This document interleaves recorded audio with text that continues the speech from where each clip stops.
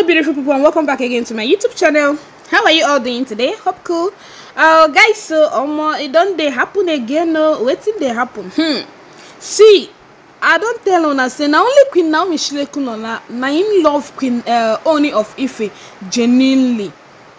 Queen Naomi shilekunola loved Ooni of Ife genuinely. She doesn't have any what would I call it, reasons why she loved the Ooni of Ife. She loved the Ooni of Ife with all her heart and soul and spirit and everything in her. Okay, so guys, it has been alleged that Olori Ronke admitted an interview there she revealed that she doesn't even love the Ooni of Ife. No, she doesn't say it like that, but people don't dig inside it, say, oh, this woman no love Ooni of Ife because of what she said. According to why she was asked why she loved Ooni of Ife, she said that she fell in love with the Ooni of Ife just because of the culture. Okay, it's not even that this woman loved Ooni of Ife for any good reason, just because of the culture, just because she believed so well that the culture needed so many wives, that as a king, Ooni of Ife needed to get married to so many wives.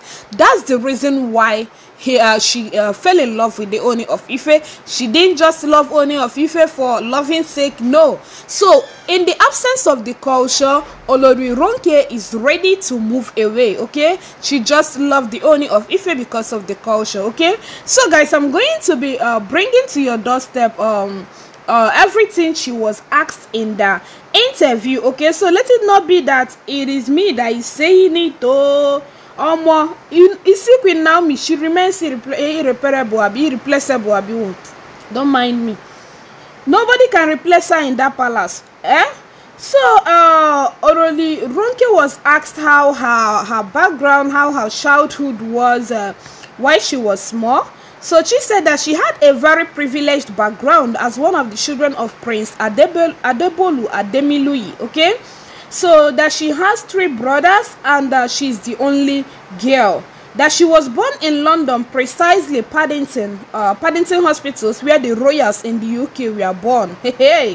That she lived in the Sussex Garden, where while growing up before she moved back to Nigeria. So according to her, she did a bit of her schooling in Akure. That is her primary school. She did a bit of her primary school in Akure and went to a boarding school for her in the same Akure for her secondary school. Okay, so guys, and she revealed that she went back to London for her A-levels. Hey, even because of that interview where she granted, where she said she fell in love with the Ooni of Ife just because of the culture. People have started trolling her, saying, okay, your granddad, because according to her, her grandfather got married to 47 wives. We are still going there, where you will still hear it by yourself. So people were now trolling her, saying, your granddad got married to 40-something wives. What of your dad? Your mommy did not experience polygamy, so why are you now imposing it on another woman? Okay, so and this woman revealed a whole lot of things, how long she has known the Ooni of Ife. No be today the team start to.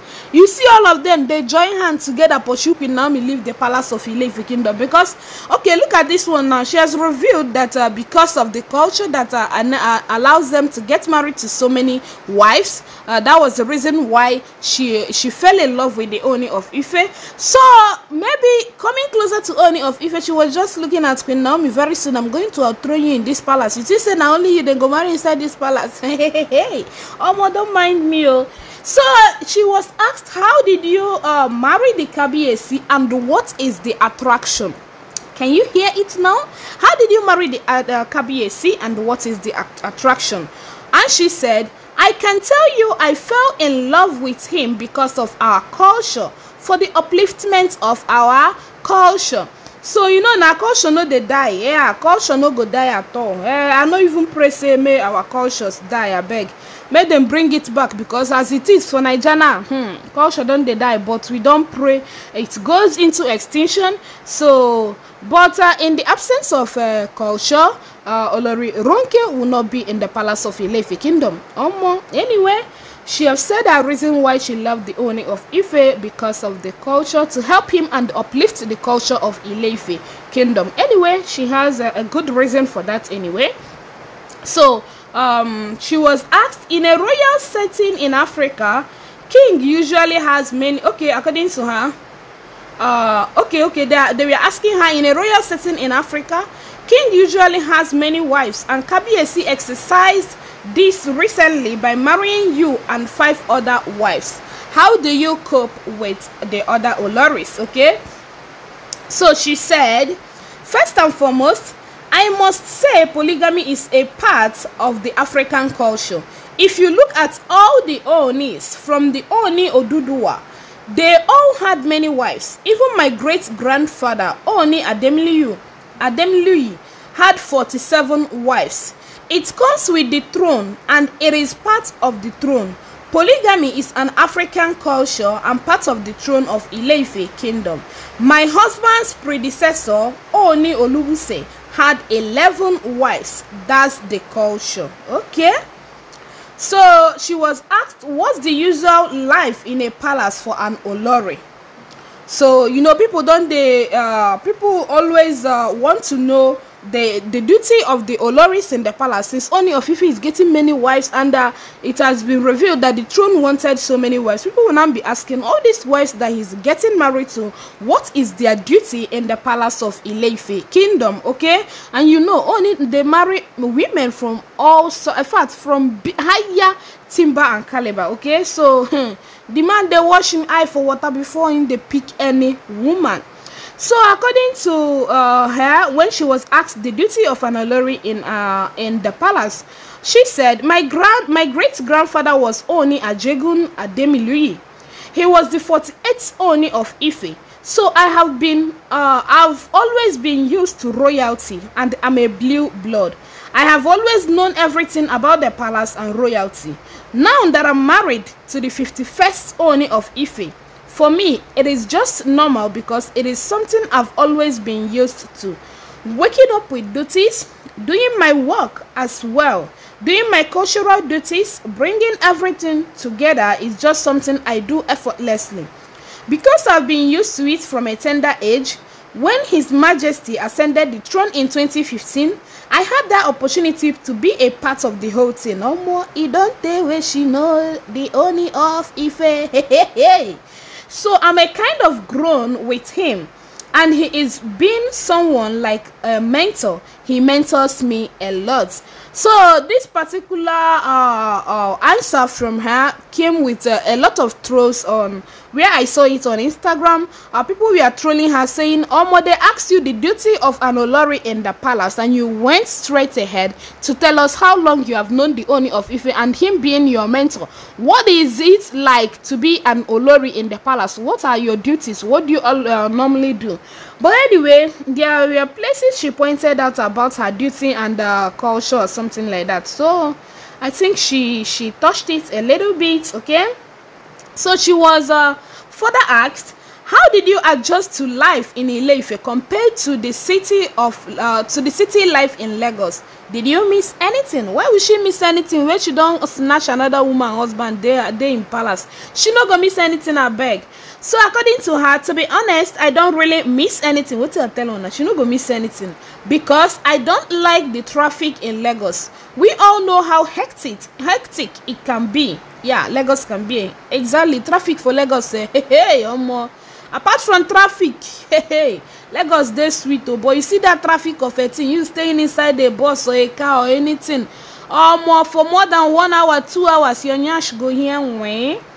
So according to her, living here is more like an escape from the Lagos life. I have my work that I do here as well. His Majesty established an adire factory for me, where we make adire and train people. We work with students from the universities. For me, it is another life aside from the one in Lagos. You go like them now. Why you no go like them? You go like them well. So guys, the interviewer went ahead to ask her why she studied law. She said fashion wasn't lucrative when I was growing up, so I wasn't allowed to study fashion. Fashion then was frowned at. They see it as the lowest for those who are not intelligent. Unlike now, where African fashion is now a huge thing. I'm in love with the Western designs, but I look into Africa for inspiration. They call it ethnic fashion, tribal fashion, African fashion. There is no name they haven't given it. But the bottom line is that it is African. Africa has like 3,000 tribes, and each tribe has its own unique fashion culture. No matter how close your borders are, when you see kente on someone, you know maybe this person is from Ghana. In Nigeria, we have about 500 ethnic groups, and we have our different fashion. Regarding African fashion, I think we are still scratching the surface. We haven't started yet. My mom's sister that I stayed with was a retired judge, so I used to go to the courts with her. It was from there that the inspiration came to study law, but I never practiced. After studying law, I went straight into fashion school. So guys, she has revealed that the reason why she entered into studying law, no be say she won't study law, okay, that she wanted to study she wanted to go into fashion, but because people neglect the profession so well, she decided to jump into studying law because her mom's sister was once a judge, okay. So she normally follows her to the court, and from there she learned how to do the do. So she was asked again, why did you take the African Fashion Week to Brazil this year? She answered, we decided to take it to Brazil because I've been going to Brazil with His Imperial Majesty since 2018. Hey, miracle no dey tire Jesus. Yeah, revelations don't they come out, they don't they use their mouth to reveal so many things, okay. When somebody will tell you that it was because of all these ololris that Queen Naomi Shilekunola left the palace of Ife kingdom, because of how they come in and go out of the palace, people will come and be telling you, no, nobody chased Queen Naomi away. No, when the Ooni of Ife get wife wey him marry keep for house, they don't they carry many other women, they go out, they travel for everything. Even 2015, okay, they never marry Queen Naomi. 2018 they don't marry Queen Naomi now. Anyway, so she said Brazil and Nigeria have so many things in common. They are the two most populous black countries in the world, and then about 90 million Afro-Brazilians are of Yoruba ancestry. They see themselves as Yorubas, and they practice the Yoruba culture and also the Isese religion. They see His Imperial Majesty, the Ooni of Ife, as their own king and the physical representative of Oduduwa. Taking the African Fashion Week to Brazil is just like fitting into a jigsaw puzzle. Because it was expected there. So she was asked again, what are the duties of a cultural ambassador and the custodian of Moremi Ajansero legacy? So she said, I'm the vice chairman of the House of Oduduwa, the Ile Oduduwa. His Majesty is the chairman, and I am the vice chairman. I am the cultural ambassador of legacy of Queen Moremi Ajansero. I am also the cultural ambassador of the Ayan Agalu Drum Festival of His Majesty as well. As a cultural ambassador, it is my role to come up with strategic developments and enhancement of whatever project that I'm doing. For instance, with Moremi Initiative, as I'm the global ambassador, it is my role to come up with so many projects that will keep the legacy of the legendary Queen Moremi going. So, we have the Moremi Cultural and Leadership Pageant. We have the Moremi Initiatives, where we support the rights of women in Nigeria. And we also have the Moremi Education Fund, where we provide funds for girls to go to school. We have the Moremi Say No to Trafficking, where we help the victims of modern day slavery back into the society, and all these are supported by His Imperial Majesty, who is the chairman of the House of Oduduwa. Similar with the drum festival as well. Last year we had the Ayan Agalu Drum Festival in Ile-Ife. We are having it again this year, and it is in partnership with the Drum Festival in Canada. So my role is to come up with strategic alliances and developments in enhancing whatever project or deity that I'm the custodian of. So she was asked further about the book that she published. Recently, you published a book, Unspoken, Oba Obinrin. The title looks unusual. What message were you trying to pass with the book?